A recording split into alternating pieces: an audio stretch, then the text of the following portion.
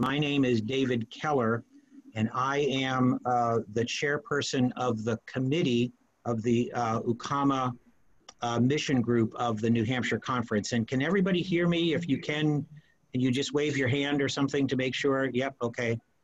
I can, but you can't see me. Yeah, I see Barbara McGuff. I'm looking here for a way to see myself. Anyway, Yes, so here's what we're going to do. I want to lay out a couple of kind of welcome and ground rules, and then I'll let you know what we're going to do with our program tonight.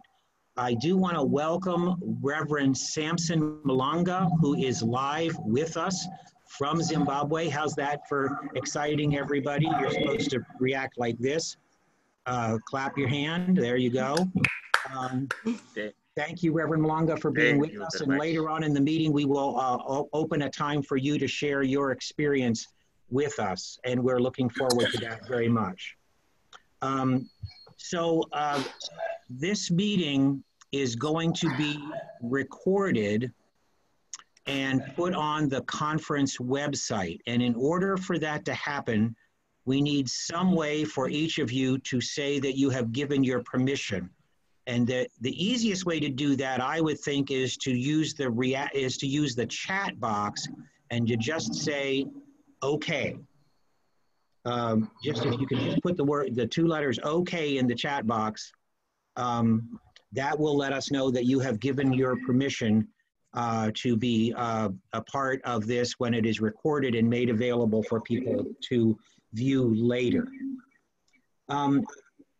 We will mute people through the formal presentation so that we don't have the feedback and all of that, and we will open for questions at various times through the course of the time. So please understand that we're not doing that, but actually to keep from getting too annoying. I want to say a little bit about the program order for tonight. We're going to start with a song and a little explanation about what Ukama is. We're going to have a presentation. To get into the chat box, but I can't seem to figure it out. We're going to have a conversation. Reverend Eric Hobby is going to present some broad news from Zimbabwe from the reports that he receives. We're going to hear from Sue Heppenstall and Connie Littlefield, both of whom were in Zimbabwe earlier this year and have returned to New Hampshire. Waiting from Reverend Mpofu. We will have a live presentation from Reverend Malanga, and then an opportunity for Sharon Urban, the appeal that we're trying to launch to assist our friends in Zimbabwe with food security. So that's the course of the meeting. We're sort of expecting things to last about 45 minutes. And I would like to turn this back over to Richard to open us with some devotions. Thank you, David. I'm going to share my screen. There we go.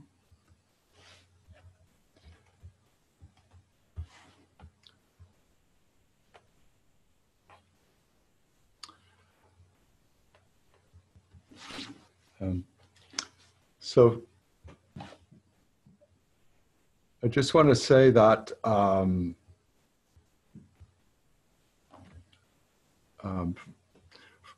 the beginning of my involvement in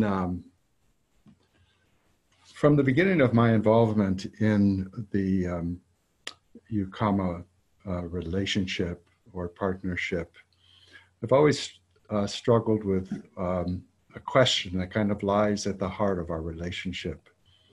What does it mean to be folks who both receive and offer something to one another? So I built my my devotional tonight around that question. So if you'll bear with me, we'll get this underway. And all right. The foundational text, as I understand it, for our Ukama relationship comes from 1 Corinthians 12. Similar thoughts appear throughout the scriptures, but here the Apostle Paul writes, "For just as the body is one and has many members, and all the members of the body, though many, are one body, so it is with Christ. Indeed, the body does not consist of one member, but of many." Though we are many members and different from one another, we are one body. Wherever we are, we're all one body of the body of Christ, the church. We're not many, but we're one through Christ. And the Ukama partnership between the United Church of Christ in Zimbabwe and the New Hampshire Conference United Church of Christ is based primarily in the call by God to be brothers and sisters, to be united with one another, to be friends in Christ. And our covenant is to share with each other, to learn from each other about the spiritual, mental, and physical needs of our members, and to grow together in our faithful response to our call to witness and ministry. And as the relationship has unfolded, we, and now I'm speaking of the United Church of Christ in New Hampshire, the New Hampshire Conference, we learn of the needs of the people of Zimbabwe for clean water, and we share from our abundance. And so boreholes are drilled, and tanks are set up, and plumbing is set up so that folks in the schools and the churches and villages of Zimbabwe have water. We learn of the needs of children. For example, here, my wife and I are with a few of the children at the Daisy Dubé Children's Home. We learn of their needs, and we share from our abundance. We learn of the need for church buildings. When we were in Zimbabwe in 2017, we saw many new buildings under construction, and we're excited about that and enthusiastic about sharing from our abundance to help with the building of churches. But beyond abundance, are there gifts we have to share with our friends in the United Church of Christ in Zimbabwe? Beyond abundance, are there gifts we have to share with our friends in the United Church of Christ in Zimbabwe? Let's take a few minutes to name them. And rather than have us talk, would you use the chat function and just in the next couple of quiet moments, write down other gifts that we have to share with our Hama, with our family in Zimbabwe.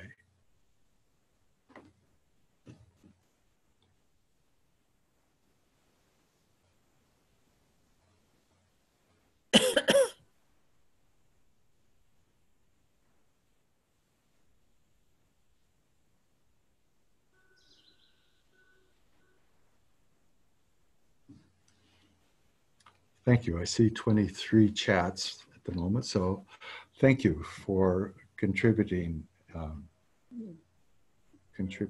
that gathering of gifts beyond abundance. Now, what do we receive from our Ukama partners? What are the gifts that we have experienced? And I can only speak now from my own experience, but one gift that we received in many, many places was a gift of a warm welcome. People coming out to welcome us to their community, to show us their church. We always felt welcomed. We gathered together, and as we gathered together, we heard joyful expressions, particularly in music. And I was especially fascinated. This was one of the first events that we attended. It was the beginning of an installation service. I was especially impressed by the little children who were at the center of this picture and the enthusiastic drumming that they were doing, contributing their part to the service. You'll recognize the Reverend Richard Gomendo.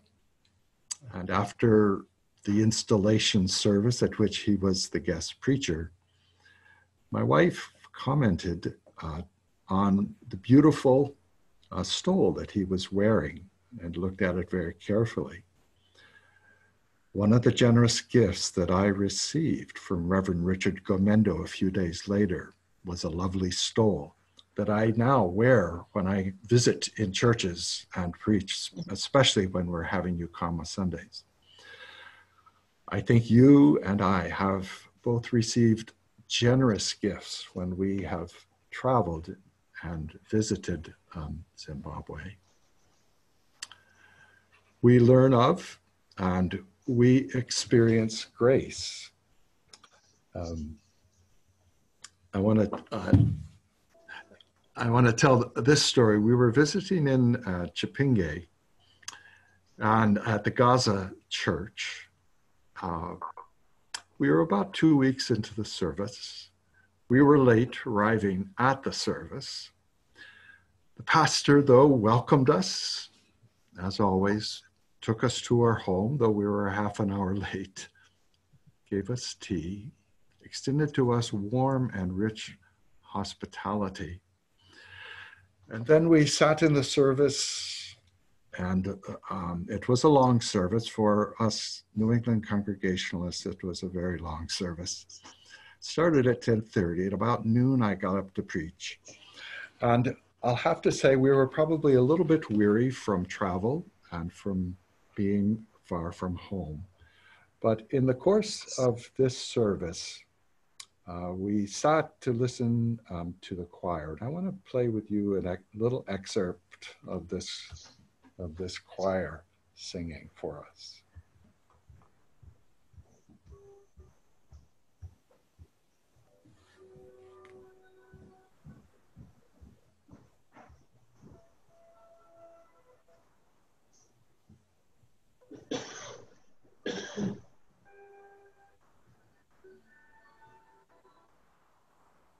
We can't hear, Richard.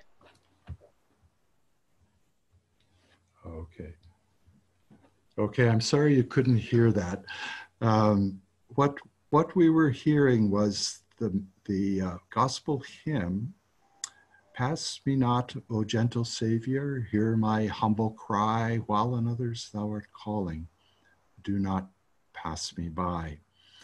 And there in that moment, we experienced the grace not only of rich and wonderful worship, but of a gift of offering to us in musical form a reminder of the gospel traditions of our home. We have become Hama. We are the body of Christ. We carry our friends in our hearts.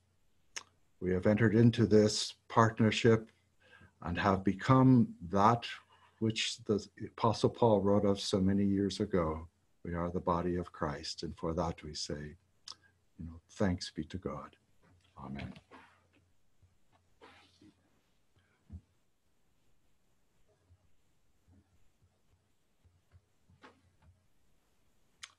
Back to you, David.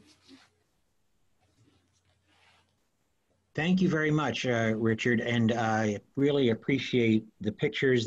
Those of us who've been to Zimbabwe, they remind us of places dear to us, and those of us who haven't, they entice us to be more deeply connected.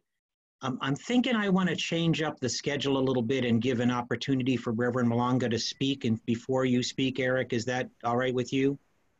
And I'm not sure if I can find Reverend Malanga on the screen here. Reverend Malanga, are you still with us? If yes, you are, I'm you. Oh, there you are. Okay. Would you like to say a few words right now? We have a number of other people who want to present, but we know that you might lose. We might lose connection with you, and I don't want to lose hearing from you. Okay, thank you. All right. I thank you very much for giving me this time to share with you our experience here in Zimbabwe. Let me say I'm so glad to see you, Reverend Deputy Keller. I always hear Reverend Dotampoff speaking more about you. you have been sharing with him concerning what this program we are here for today. Yeah, he is my neighbor here in Beru, Zimbabwe. Even if I'm the conference minister, he always come here and we share more about Ifini Church, share more about the number of churches in Zimbabwe. I've seen the Reverend Richard Slater there. I've seen him. He has been presenting something which I'm witnessing, which I know is true. He visited in Zimbabwe. It was 2017 when he came here with the Kathy Blair. They were in this house. They actually, we hosted them in this house. We hosted them in Beru here. And this relationship has been there for a long time. I still remember sometime when I was still at Moss Linda, Kathy Blair and a number of other delegates came, and we had good time. Let me say, concerning the subject, possible the one we are here for, we are so grateful that since back you have been helping us, and we've been sharing in this partnership, Ukama, and we have become, and we are Hama, which means we are partners, or we are friends, or we are relatives in Jesus Christ. We want to think that.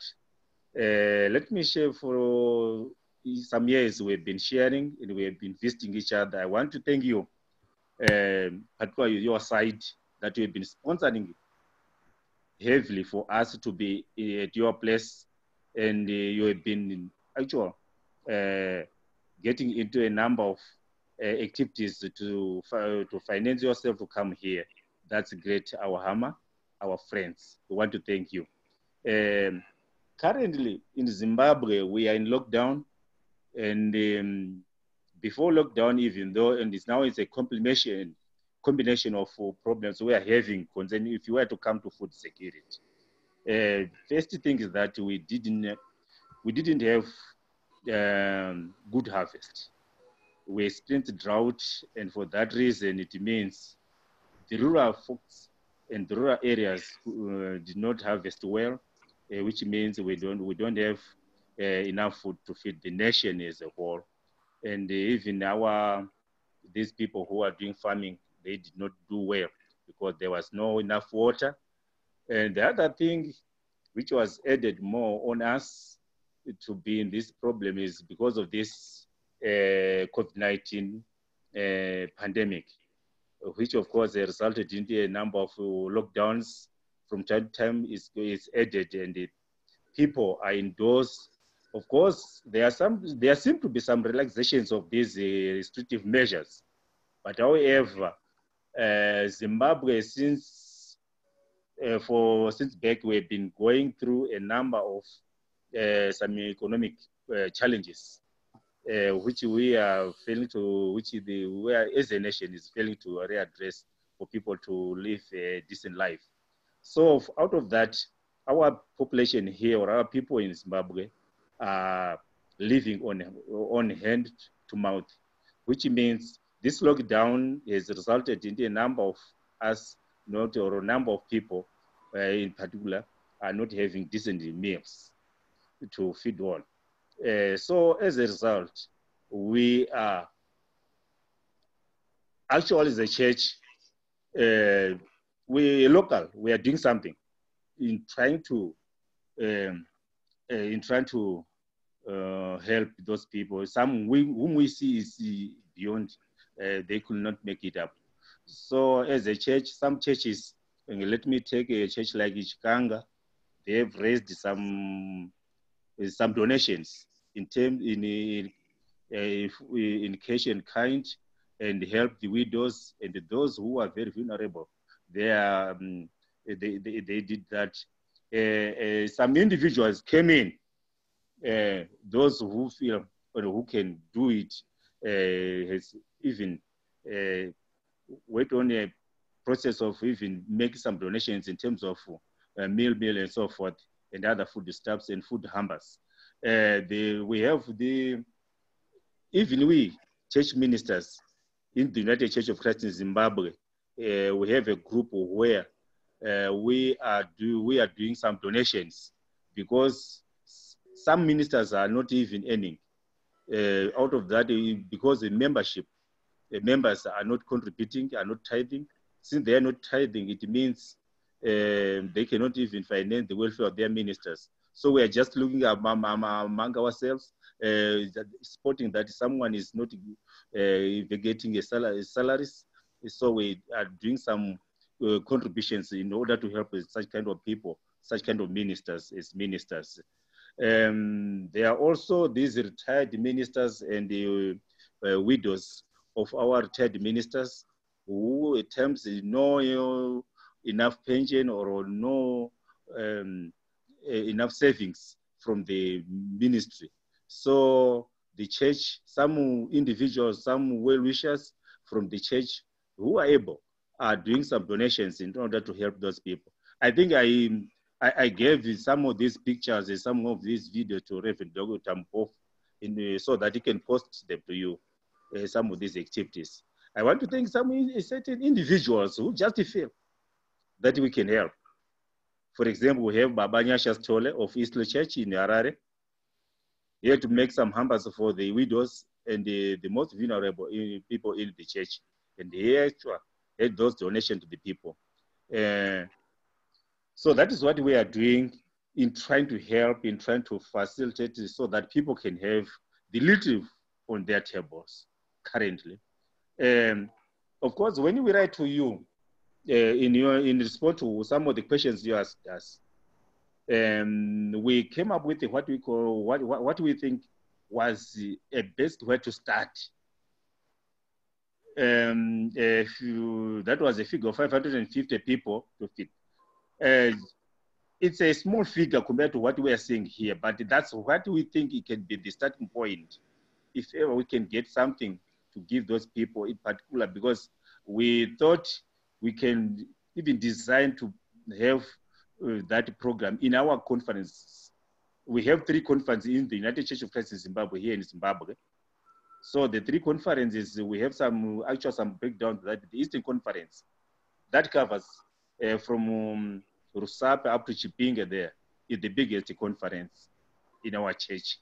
And they got more people. So we decided that if possible, we can have about 250 people which we can identify and assist the most vulnerable. Then in the Northern Conference that covers Harare and other places there is the second biggest conference. And we say if you can help them with about 200, about if you're 150, then ours is the smallest conference, the Western Conference here, which I'm in charge of. We say if you have about 10 people, 100 people to help, and their budget was, if possible, is $15 per head. So we presented it to you that way. It was after a certain consultation with some of our members in other rural, some of our members in urban, because this problem is even affecting people who are in the urban places due to that they are not working these days. And those who used to live, who used to work on this buying and selling flea markets are not, since they have been destroyed, so as possible to adjust and to sanitize this and that concerning the coronavirus. So we are really facing a challenge when it comes to food security. Well, thank you very much, Reverend Longo. I really appreciate the word. And yes, we have received that budget. And we'll hear a little bit more about how we're trying to respond later on in this meeting. But we're just so pleased that you're able to be part of this. We're assuming it's about 12:30 at night over there. So that's probably past all of our bedtimes. But we do appreciate you being with us. And we hope you'll be able to stay on and hear the other voices that we have available for this program this evening. So I'm going to turn it over to Eric. Eric Hobby has taken up the daunting task of reading the newspapers and sharing with those of us who are on his email list news as it comes from Zimbabwe. And Eric is going to give us sort of a big overview of the situation there. Eric, take it away. Okay, thanks, David. It's really great to be here and have the opportunity to share a little of the situation in Zimbabwe. I'm going to give my email and also where I get most of the news. People are welcome to write me, and you can subscribe to this Zim News that Mary Johnson, a former board member, started quite a few years ago, and I'm continuing that. So this is the information, you can see it, but I realized I can just type this in the group chat. So I will do that after I talk. So this information will be available there also about how to write me, and then the source is this kind of a All Africa / Zimbabwe. It's a compilation of all the news coming out of Zimbabwe. So all I'm sharing with you is what I've learned from reading the news. So I want to cover 4 topics. The political situation, economic situation, agricultural situation, and then coronavirus or COVID situation. So I'll lead off with the political situation. And of course, we are a political organization. We're not supporting any political movements in Zimbabwe. Zimbabwe is currently governed by the ZANU-PF, which has been the ruling party for almost the entire time since independence in 1980. First under Robert Mugabe, then there was a brief 4-year period, 2009 to 2013, government of national unity between the main opposition party, MDC, and ZANU-PF. And then at the next election, ZANU-PF won the majority again. So they are now in charge of the government. There is a robust, I guess, opposition party, MDC. Recently, there's been some concern that MDC may be splitting into different groups, and that would have the effect of weakening the political dialogue in Zimbabwe, which is important for civil discourse. And there is some concern that food aid could be used as could be used to bolster political parties in different regions, rewarding supporters of particular parties. So the economic situation in Zimbabwe is not very good, as most people probably know. That's partly why we're having this conference call. The economy has been in decline for many years. At this point, it's reliant to some extent on donations from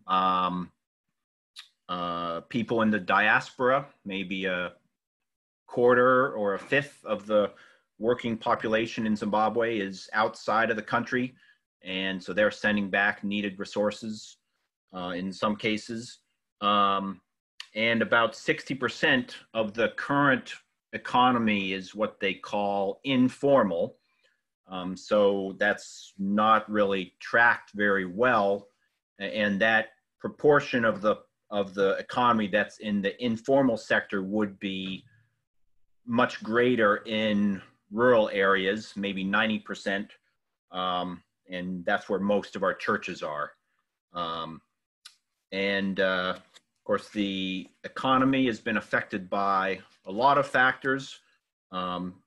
Certainly, one of them is that uncertainty in regulations and how the government is going to deal with land tenure and the lack of transparency on economic transactions has hindered foreign investment.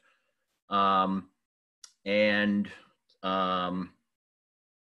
so there's also been a big issue with inflation. There was hyperinflation back in the 2000s.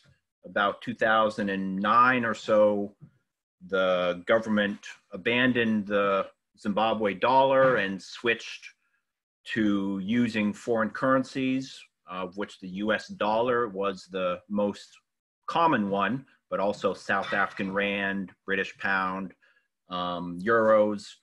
And that, of course, stabilized inflation, although it made it very difficult to obtain currency. Now, the government, as of, I think, about 2 years ago, has switched back to bringing, oh,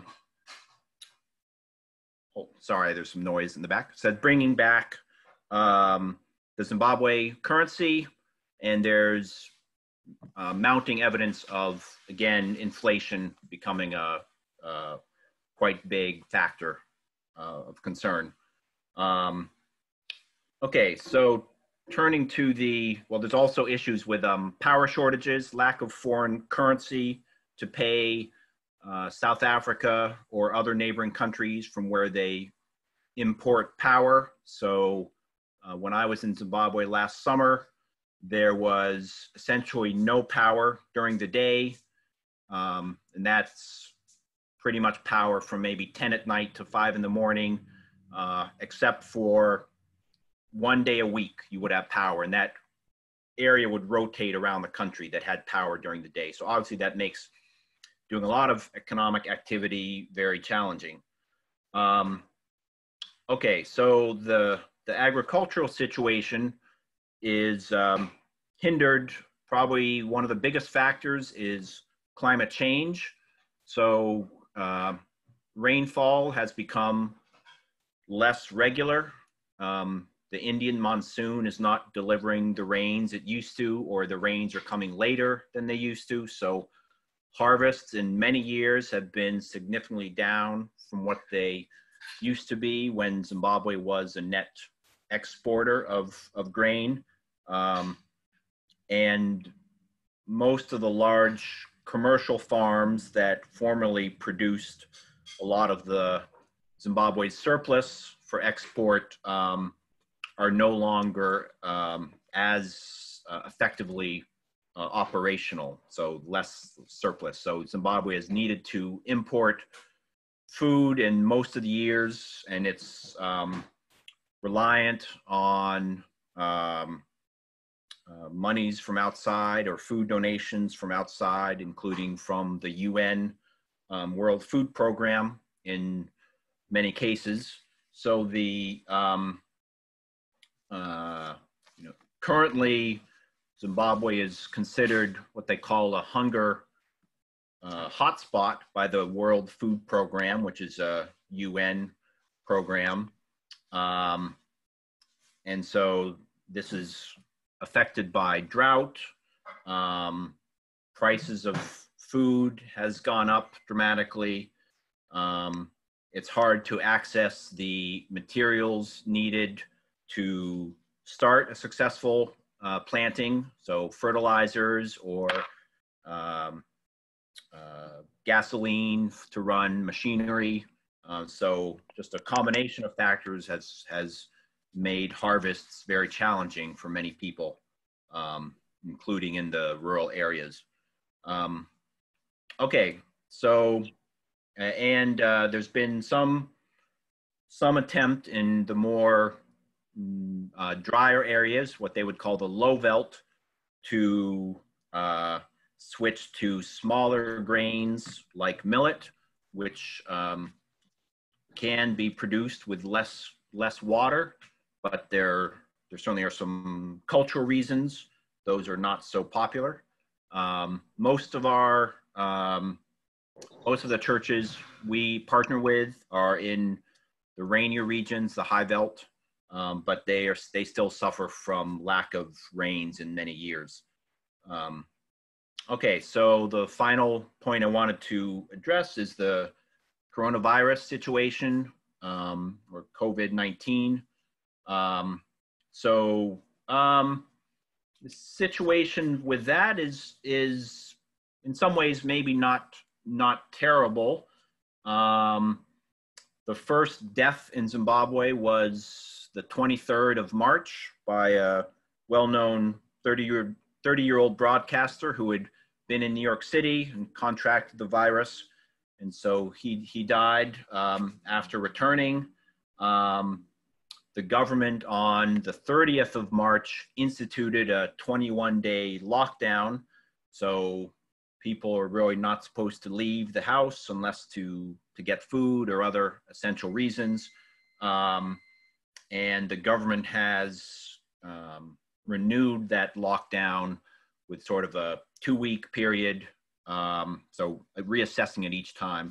So currently there are only listed, I think, 54 coronavirus cases in Zimbabwe, and only 4 deaths so far.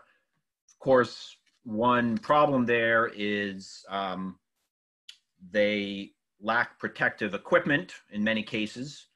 So medical professionals have even gone on strike or something similar to strikes to protest against this. Secondly, the only testing area in the country is actually in Harare. So most of the country, there may be coronavirus there to some extent.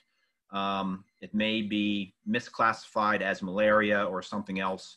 So there's probably more cases than the government is officially listing. But at the moment, because the lockdown was so early, when there's not a huge coronavirus impact, but the lockdown there is having a much greater impact probably than here in the US on economic activity and people on the borders of economic survival. So that's my quick summary. I'll write my email and other information in the chat for anyone who wants it. So thanks very much, and glad to participate. Thank you very much, Eric. I really appreciate that, the coverage there. So we have 2 special guests with us this evening who are New Hampshire residents, but they keep a generous portion of themselves in Zimbabwe, and that is Connie Littlefield and Sue Heppenstall, who do work over there and spend a good bit of time over there, and then spend some time back here. And we're gonna, Sue, are you with us? I'm not seeing you right in front of me. Are you unmuted, Sue? I see Connie, so I'm gonna start with Connie and hope that Sue is around still. So, Connie, wave so that everybody knows that you're the one that you're good. That's gonna be, there's Connie. And I'm gonna ask the 2 of them the same question. So Sue, Connie, why do you spend time in Zimbabwe? You need to unmute yourself. Yeah. Can you find a way to unmute yourself, Connie? There, how's that? There you go. Okay. So Okay, question great. 1, why do you spend time in Zimbabwe? Oh my gosh, I can't even answer that. It became a calling. That's really what I can say about that. I was there, I've been traveling to Zimbabwe since 2005, and I had been doing mission trips and service trips and things like that. And in 2014, I decided to leave my job full-time as a guidance counselor at Spalding High School and traveled to Zimbabwe to be there. While I was there, one thing led to another, and friends and I developed our own NGO, Project Kuchikentedza Zhiwanikwa, and we call it PKZ. And over time, our mission had expanded. I am part of Ukama in that we have a sister church relationship with a church at Birchenup Bridge called Rufamiso, and we've been very active with that church since 1998, I think it is. So, you know, started with that, and then God just led me on a trip that I had no idea I would be on. What kind of things do you do when you're there, Connie?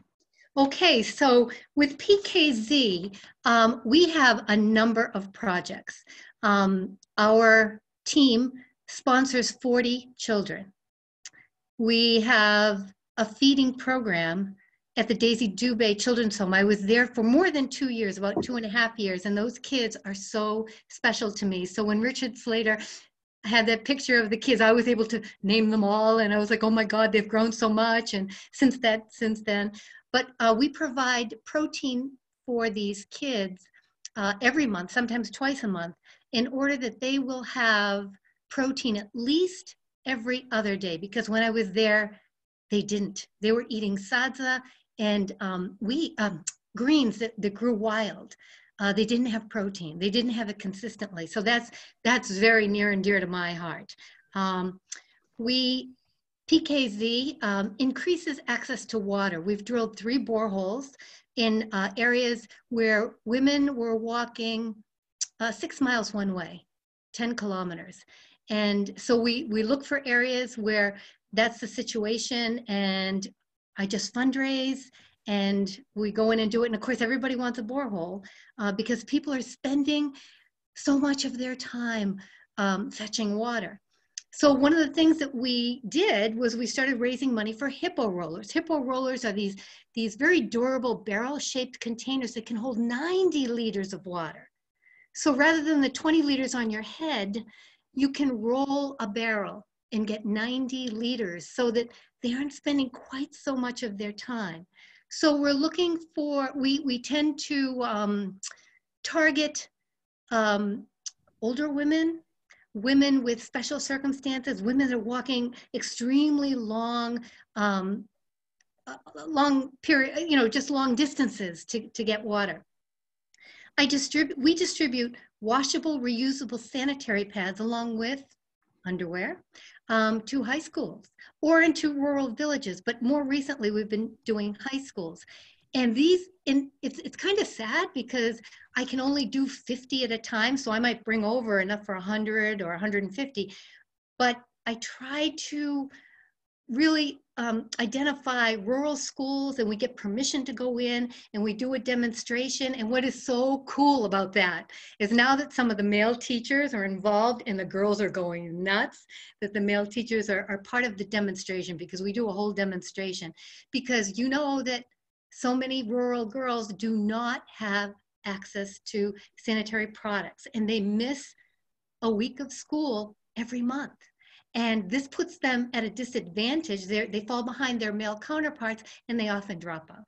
So they become a school leaver. So this is another project that's, again, near and dear to my heart. We do the Dress a Girl program where people are sewing here in the United States, and I carry those dresses over there, and we're distributing dresses, again, with a pair of underpants. And I'm proud to say that, thank God, on this container, I'm going to bring 750 dresses, because usually, again, I'm going in with 40 or 50 dresses to a certain area, and there are hundreds of girls. So I'm always disappointing people. And so I won't have to do that quite so much this time around. We distribute shoes. There's a water parasite, a parasite that is found in standing water. And many of the kids are going to school without shoes. So we identify rural schools. We ask the headmaster to identify those children most in need, and we distribute shoes. We distribute medical supplies, crutches and wheelchairs, and even pain relievers or bandages. And we even work with local doctors. I'm noticing Eric's question, where can we purchase the washable sanitary pads? I will send you a link. I know the best prices. We actually even bought material, and we held a workshop showing people how to sew them. But that's very, very, very time consuming, and it's the best way to do it. But right now I'm going fast, but I can send you the various links. I will tell you the eBay is much cheaper than Amazon, but we do right now, a couple of churches that aren't necessarily part of the New Hampshire conference, but are churches from Massachusetts and North Carolina, got in touch with us, and they sent us some money to do food security. So we have teams of people that are actually sewing masks, because in Chipinge, they couldn't get a hold of them, and the police were getting after people and I don't want to say rounding them up or harassing, but they were dispersing them, of course. And but people couldn't afford the $1 US, equivalent to $1 US. It would be 30 Zim dollars or so to buy one. So we're making masks, and our goal was to start handing out all these masks along with Mealy Meal for the food security. But right now, as of today and this week, we can't even buy Mealy Meal. We thought the problem was going to be, can we buy it in bulk? Because they ration how much anybody can get. But that's not even the issue. It isn't anywhere to be found. So we're having to try and think about, well, can we get rice from Mozambique, or how can we do this? Because we want to get that food security out. We've identified elderly, grandmothers maybe that have charge of their grandchildren, just the really vulnerable, because like Reverend Maslanga said, everybody is in need. There are so many. So we have to make a choice because we don't have unlimited funds. Hey, Connie, I want to ask a question at this point. Sure. Can you say a little bit about I know you have the Rufamiso Church that Wakefield is partnered with, but yes.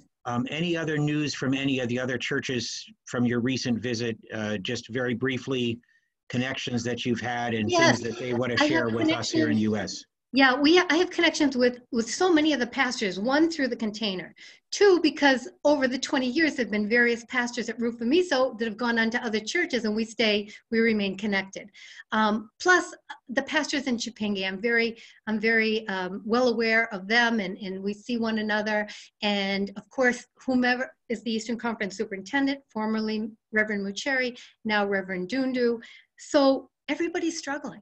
Everybody's struggling. And the hard thing is that because so many do not have formal jobs, because in my experience, it's close to 90% are informal, and times are tough. Inflation is at 750%, it's targeted. We don't know what the actual inflation really is. So everybody is struggling. So picture this. You might have 2 or 3 or 4 teachers in your congregation, so they have a formal job. And so the congregation as a whole cannot pay their pastors. So everybody is struggling. Everybody is struggling. And everybody's just doing their best. Right now in Chipinge, today, there was a destruction of several structures by some town officials. And I don't understand fully what has caused that, but maybe they were put there without a permit, we don't know, but there were homes destroyed. I have photos of businesses that were destroyed in Chipinge. These are going to be UCZ people. And so it's just devastating that in this difficult time of COVID-19, that with everything else going on, that these structures have been destroyed. And we have videos and things that I received today. And speaking of COVID, the new number is now 130 as of today. It was just announced. So these things are changing every minute. Another thing that we did is when Cyclone Idai hit, we went in and we brought some aid and some things, and we were able to rebuild 3 homes, and we were starting a toilet project at Joppa. You know, the Joppa marketplace where you would go by going to Chipinge into the town. There's no sanitation there. So cholera and typhoid can be rampant. And so we've begun in concert with town officials to do that. It isn't finished yet. We're building an early childhood education classroom in Maduku Village. Little preschoolers were walking 10 to 12 kilometers to get to school. So picture that. Can you picture your little preschooler, your grandchild, whomever, walking 8, 10, 12 miles? So we're building a school, and even though it isn't finished, there are several children already attending without a roof. Well, they were before lockdown, without a roof or without a floor or without any equipment.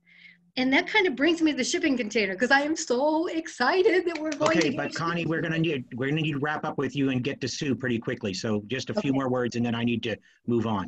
Sure. We're sending that container. It's going off on Monday, loaded with supplies. I think there are 15 or so churches that are participating, and I'm so excited. It's gonna be a wonderful endeavor. Thank you. Nice to see all of you. So Sue Heppenstall is also a person who's done a lot of things in Zimbabwe in a lot of ways. And Sue, can you unmute yourself and bring yourself into the conversation? I don't know. Can you hear me? Yeah, we can hear you. Oh, you can. Okay. Yeah. Okay. So just talk. That's right. Let us know what. Just talk. Why do you spend time in Zimbabwe, Sue? I went first in 2007 as a nurse volunteer with Global Ministries, and they sent me there randomly. I like to say, or it's true really, I did not choose Zimbabwe. I think Zimbabwe chose me because I didn't know anything about Zimbabwe. I just wanted to go to Africa and be a nurse. So I did that for a couple of years. I skipped 2008 because of the political situation. And as I was working in mostly Mount Selinda Hospital, I realized there's so many educated nurses that don't have jobs that really, they didn't need me so much to be a nurse. And I became aware and went back, I guess, to my first career, which was social work, and became aware of all the kids, the orphans, living on their own in child-headed households. And so bit by bit, we began sponsoring children. And right now it's mostly around the Chikore area, but it also goes as far as Tafara and Musarizwi and Bangira. So it's sort of a big circle around Chikore. And pardon? The organization that you founded. It formed a Light for Zimbabwe. I got in trouble down there a little bit. So a Light for Zimbabwe is in the US, and in Zimbabwe, it's Lighthouse Mission Trust, where we are now registered with the government, so I'm no longer in trouble.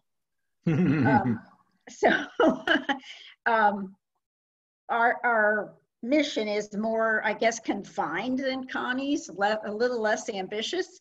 We have about probably 75 kids from grade 1 through college, and we replace them as they graduate or as they drop out, or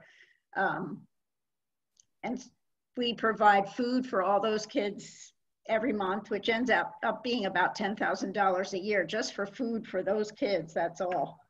And we also do some things in their little villages, whether it's repairing toilets, replacing toilets, repairing houses, and deal with their medical situation. And they feel pretty free coming to my house. I'm sure, like with Connie, a lot of them call me mom. So my kids are grown, but I have a whole bunch more, so it's okay. It's worrisome about the schools being closed. I mean, I know because of the pandemic, I worry about the kids who are about to write exams. And I've heard that they're going to stagger opening, maybe with grade 7, Form 4, and Form 6, so that they can move on to next year. I hope that's what happens. Food, as Connie said, is a huge challenge. Just being there is a challenge, isn't it, Connie? Because people are always knocking on the door, and I've had to learn. I used to want to go and hide and cry or something, but you have to learn to, at least I have decided to try to do a good job with the few, maybe 75 that I have, rather than do a partial job with many, many more. So I don't know, I just feel like I have more friends there than I do here, and I have a huge extended family. Connie introduced me to Dress a Girl, so we do that also, and it just sort of the needs as they present themselves, as if you had 75 children of your own every day. You really don't know what's going to come. So do you see the food insecurity situation as chronic or as exacerbated by recent developments, or both? I would say both, because ever since I've been going there doing this since 2009, there's been a hunger problem, but it's definitely gotten worse. The hyperinflation again, and devaluing of the Zim dollar, and now they're not even, yes, it's definitely gotten worse for sure. And the climate change that Eric talked about, because the harvests have been poor and the droughts have been bad and the planting seasons have changed. So I don't think that problem's going away. Well, thank you very much, both of you. And I think Sharon is around here somewhere. Sharon is a member of the Ukama Mission Group. And Sharon, if you would unmute yourself and tell us a little bit about how we, as New Hampshire Ukama, are trying to respond to the needs over there and how people can get involved with that. Okay, I'm glad to do that, David. Hello, everyone. And you know, it's as we sit and listen, I know that all of us have just this heartfelt wish that we could be Connie and be Sue and be there and help. And here we are. So what can we do? And basically, I think the Ukama Mission Group has decided that what we have to do is try. We have to try to raise some funds that can be sent and used for food insecurity. I'm going to share screen now and show you the flyer that we've developed. It would be great if people in the chat box would kind of give us some ideas about how we could best distribute it to your congregations and your friends. We would like to see funds raised over a period of time, beginning tonight and going through Ukama Sunday in October. Perhaps as folks are heading to Zimbabwe in the next couple of months, they could begin to take funds with them. And the Ukama committee has accepted responsibility for using the funds wisely. I mean, it is very hard to hear Connie say that they can't find Mealy Meal. We have to hope that there will be other food sources identified and other, I mean, here in the States, we know we're having supply chain issues. And hopefully the supply chain issues there can begin to be resolved. So here comes share screen.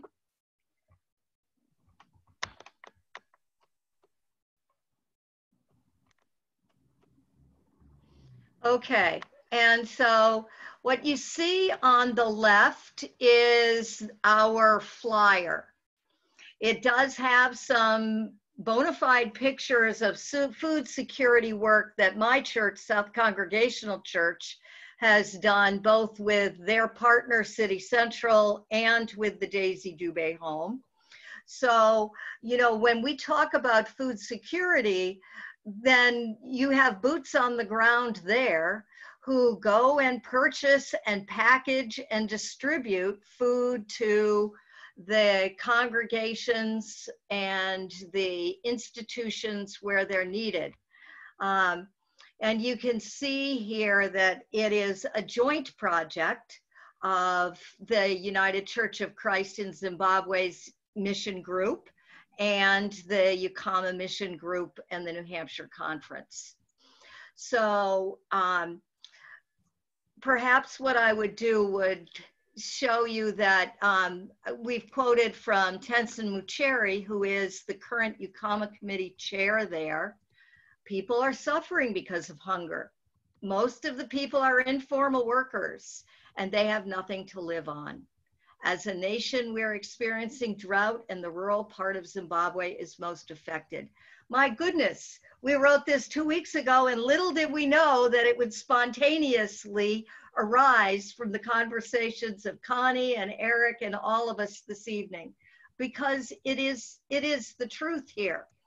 And you can see that what we are hoping is that people will send checks to the New Hampshire Conference, noting the Zimbabwe appeal on the memo line. And it's simple, it's simple. If we have the ability to share from our abundance, then that abundance can perhaps make a difference for the 2020 Ukama Partnership Appeal. On the right-hand side, you may see that we've got some snippets that could be used. I know many of us are doing online bulletins now. And so the snippets can be used for that, put out in online bulletins. And we believe at this time that having the New Hampshire Conference receive the monies is probably going to be the most effective way to proceed. But I certainly am willing to listen to people's thoughts. And we're just hoping that folks with little abundance or more abundance will decide that this is a project and an appeal that they would like to support. And, you know, we know that it can make a difference. We know that it can make a difference. So I can end the screen sharing now. And I think we wanted to have a little bit of time for folks to make comments, and I've got one more thing to show, Sharon. I've got one more thing I want to share before we open for some comments or questions, and that's a video recording from Reverend Mpofu. Perfect. But for those of you who are interested, two things. One is we'll ask that Sharon send this this sheet to the Ukama networks that hopefully all of you belong to. And also, Sharon, we can get it up on the Ukama page of the conference website for people who may not be in those networks. So we can at least get the document available to people in those two ways. Yep, and I mean, I'd be glad to do direct mail if anybody thinks they want a copy. Right, right. So if you're interested in that, let Sharon know. So I'm about ready to share. We have a recording from Reverend Mpofu, who is known and beloved by many of you, and I'm going to share that. And then when that's over, we'll open for some comments and questions. Here's Reverend Mpofu. Wait a minute, I didn't get that. I didn't do that correctly. Excuse me. I need to do it in a way. Yeah. All right, hang on, I'll get it right. There it is. Oh, where'd it go? All right, I'm not gonna, I lost it here, excuse me, I'm sorry. I always make that mistake when I'm trying to show something on the computer, on the screen. Just a minute.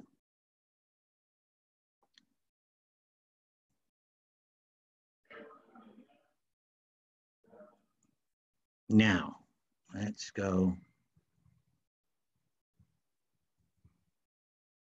I'm just about there.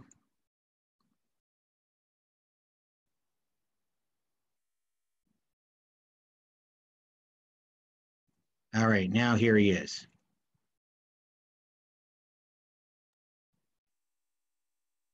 Keller and the New Hampshire Ukama Partnership Committee. This is Reverend Dr. Manson Mpofu. I'm sending you this video recording so that you can help in the processes which you are trying to do as New Hampshire Conference. Yes, you did raise some questions in our discussion yesterday. That was on Tuesday, 19th of May. Food is available in Zimbabwe. You can buy food here. But the problem is that people don't have money to buy the food. The reason being that whatever sources of income people had is no longer there.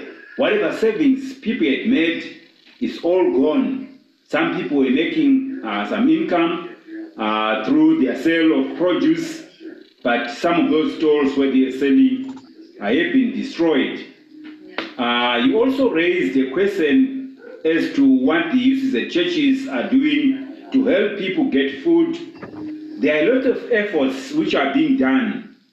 For instance, at Chikanga UCCZ, where Reverend Mahanta is the pastor in Mutari, they've started a program whereby they buy food to assist the widows and the orphans. They buy 10 kg of milli-meal, 10 kgs of milli-meal, and also 2 liters of cooking oil. And that's really going a long way. There's also somebody called Mr. Nyasha Stole in Mtare. He has so far held 17 widows and orphans at East Church, including also some vulnerable families. We have also the ministers in Zimbabwe, that is the ministers' retreat. They are also helping some ministers who have been identified whose salaries are not forthcoming. 11 ministers have been identified. So as ministers' retreat, we're trying to help those of our colleagues to get some food. Reverend Dr. and Mrs. Matuvunye have also helped some church members at Norton to buy food, even though the money may look small, but US $2 and $100 is what he has been able to do. We have also what we call the Friends of the Retired Ministers and Widows. They've also gathered some groceries, $365 US and Zimbabwe dollars 2,100. So those are some of the things people are able to do. Yes, the conditions to grow food are good as long as people can be able to, the rains come and people are able to get seeds when time comes for cultivating their fields. Churches are having their services at home during this lockdown period, and pastors are coming up with video or audio sermons which they send out to their members. That's the situation which we are having in Zimbabwe. We are praying that God will assist us during this very difficult period indeed. Thank you very much. So there's, as you can see, it's a rapidly changing situation of going from the 19th of May, Reverend Mpofu saying that food is available, to hearing that just as of most recently, food may not be available, it may be available again. Fortunately, we have this kind of communication with our partners over there that allows us to be kind of on top of the situation, but it obviously is a rapidly evolving or deteriorating situation. We will try to keep monitoring, and we will know to send the money when the money can be used well.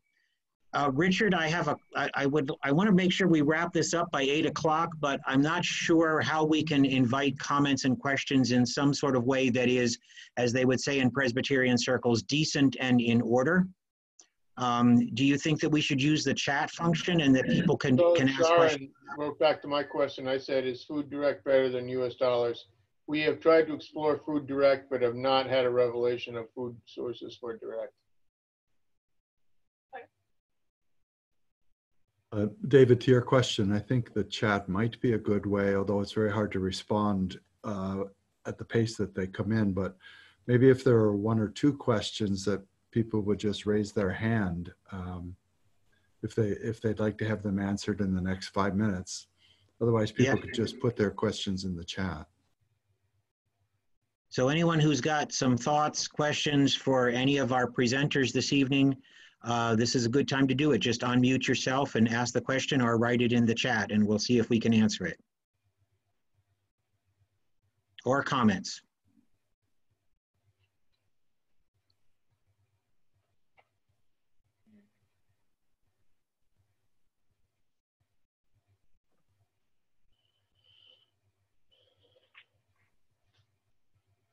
Well, everybody's suddenly become a silent Quaker.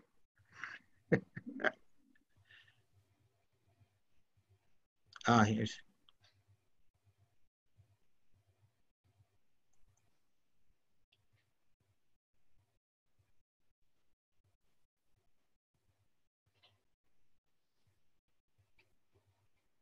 Okay, I'll jump in here. And you are? Jim Barker from Francistown. We're okay.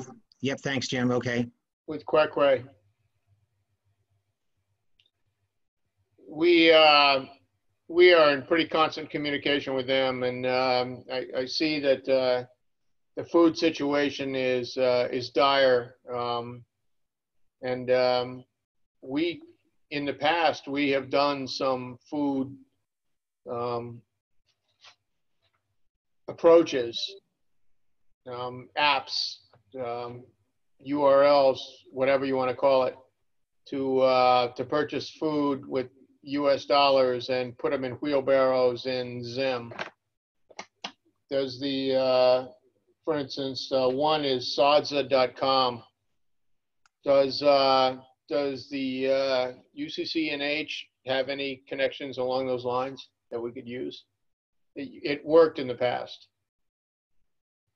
I've written it down, Jim. I'm not personally familiar with it. Is anybody else who's been involved in Ukama aware of using those mechanisms for getting food resources? Anyone else have any thoughts about that?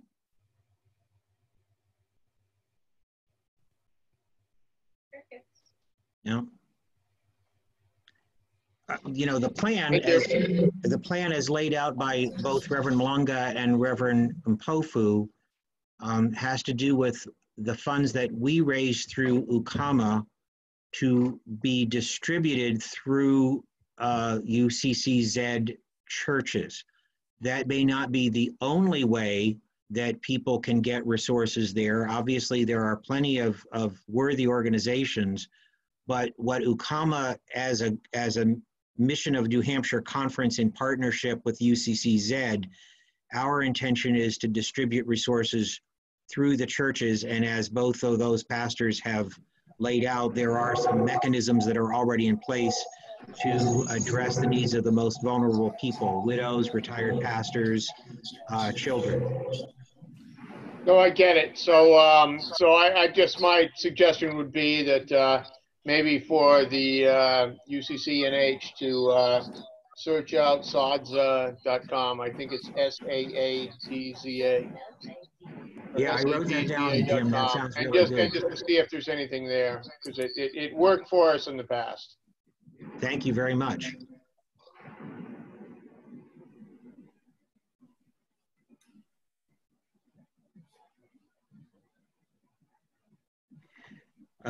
Yeah, Eric is asking the question, how will we work with UCCZ to find out how they will prioritize?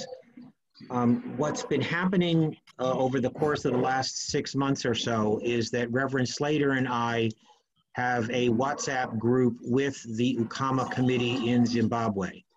And that communication has been reasonably effective in asking questions and clarifying needs and maintaining the relationship for a lot of areas. But as we've moved into this appeal, we've specifically asked for some what their plans are, and we've been in conversation with them to refine those plans so that we really are looking at how the resources can be directed toward the most vulnerable people. That's obviously a complicated process, but both sides of the partnership are aware of the fact that we want to be responsible stewards and we want to do the best we can.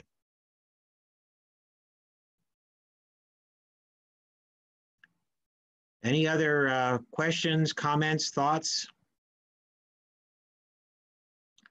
Well, I want to say as, yes, somebody who's yeah. This is Linda Amos from the Webster Church. Oh, can you okay. hear me? Mm-hmm. Hi, I've been paying attention and taking some notes, and I'm happy to have the flyer. I put that in the chat. I mainly wanted to learn a few things. I've never done this before, so I'm really willing to learn. And I'm happy to know that there's something in October, and hopefully by then you'll have a plan in place. I pretty much will trust you to know what you're doing with the money that we raise in our church. So and our church partners with Southdown, and I'm in touch with Linda Mabumbo is my liaison for Fungai Motsambai. So I'll be in touch with them. So I'll know more. I sent her an email and I sent her a message, and she hasn't answered me. I wanted to know what their needs were, and those would be what my questions would be for the, and I know they're suffering, but she says they're in pretty good shape right now with the COVID. I don't want to waste your time. I just wanted to weigh in to see if this was working, because I've never done this before. So, Linda, we're but delighted I'll that be in you're on touch. board. Yeah, I am too, David. Thank you so much for keeping David Richardson and forwarding those emails. I'm not on the email list yet, but he forwards them, so. If you send an email to, is it cbradley@nhcucc.org, Richard? That's correct. So cbradley@nhcucc.org, and ask her to get on the Ukama network, Linda. She'll do that. That goes for if any of you are not on the network, email Cindy Bradley at the conference center, and she will make sure you do get on. Okay. Could you repeat that slowly one more time? C. Bradley? Bradley. Okay. At NHCUCC. NHCUCC.org. Yep. And just say, Okay. and this goes for anybody on the call tonight, if you don't get our occasional emails, ask Cindy Bradley to put you on the list, and you will continue, you'll be kept up with Ukama news. Also, remember that Eric Hobby has a different thing, is Zimbabwe news you get through Eric, and somewhere way up on the chat is his address, his email address. Yeah, I took that too, and I've been Googling different various news sources actually, and it's really a horrible situation. So I'm happy we're to know that there's a plan to do something. David? So I'll unmute. Yes. David? Yep. Bob Keene here. I'm not clear, and maybe I've just missed this, but is all our efforts being directed solely through their conference? So, and Richard may want to weigh in with this as well. So what the Ukama Mission Group of the New Hampshire Conference represents the New Hampshire Conference in a partnership with the United Church of Christ of Zimbabwe. As you've heard tonight, there are two other very worthy organizations, one with Connie Littlefield, one with Sue Heppenstall, that do fantastic work in Zimbabwe and are worthy of support. But we've kind of made it clear that that Ukama works as a partnership and not as a mission. It is a relationship of mutual understanding, trust, and encouragement. So when we raise funds as Ukama, those funds are related to the United Church of Christ of Zimbabwe only. Their conference, their governing body in the country. Right. And well, not necessarily, but certainly it's our generosity and support is managed by the ways to give guidelines that are mutually agreed upon between the United Church of Christ of Zimbabwe and the United Church of Christ in New Hampshire. And there's a ways to give policy statement on the website that explains how that is supposed to work. That's not to say that people can't help in other ways and that other ways of helping aren't excellent. It's just that within Ukama, we limit our support to, yes, the UCCZ.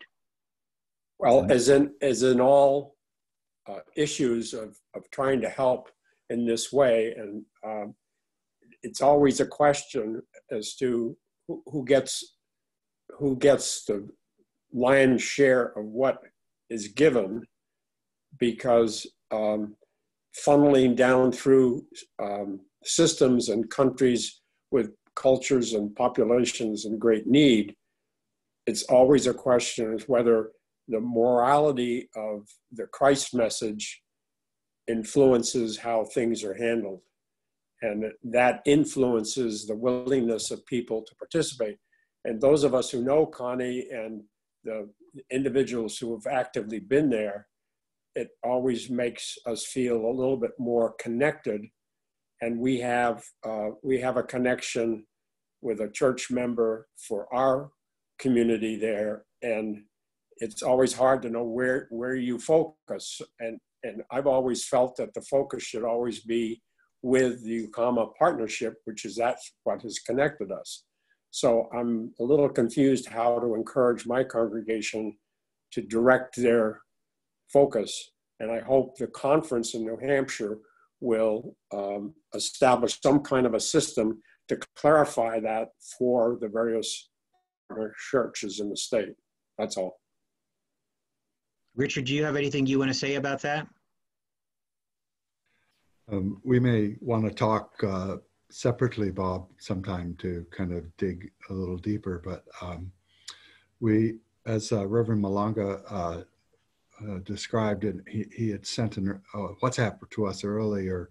The three superintendents of the conferences have been in conversation with one another about where the greatest need lies. And so our appeal would be through, it's through the denomination, but it's overseen by the three conference superintendents. That's how I understand it. Thank you.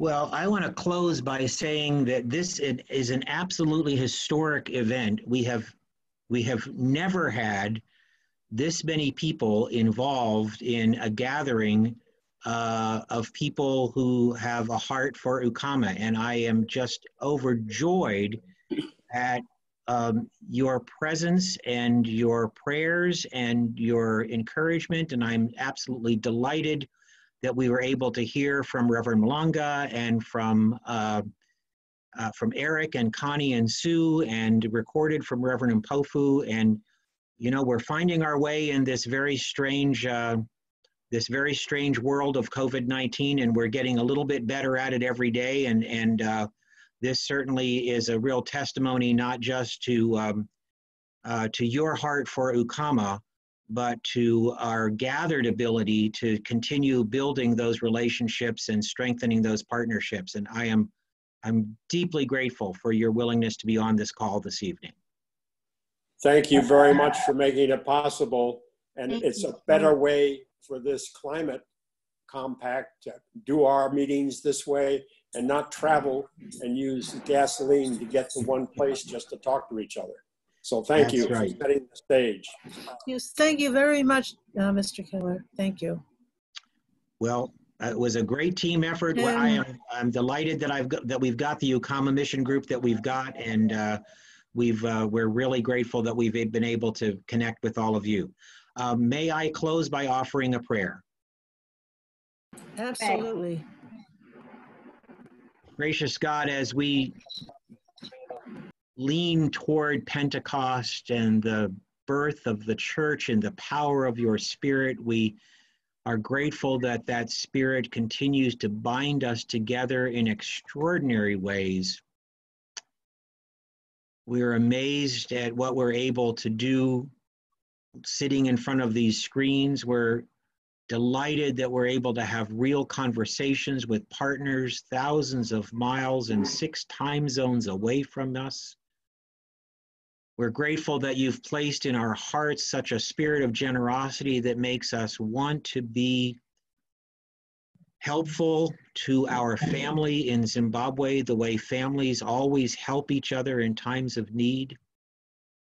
We're grateful for the faith and resilience of our partners there and for the ways that that prods us to be faithful people in these urgent days.